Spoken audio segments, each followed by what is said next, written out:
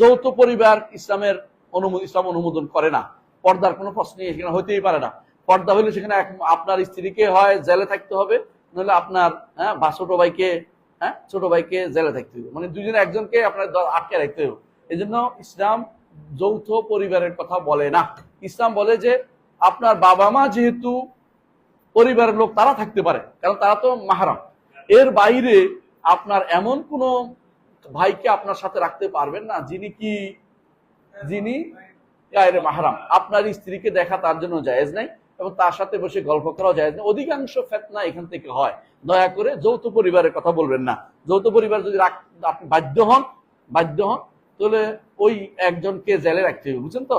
আপনি যখন বাইরে থেকে বের হবেন, দরজা জানালা বন্ধ করে দিয়া এক রুমে স্ত্রী সন্তানদের রাখবেন, আরেক রুমে সে হয় বাইকে ছাড় দিবেন, নইলে স্ত্রীদেরকে ছাড় দিবেন, বাইকে দরজা বন্ধ করে রাখবেন।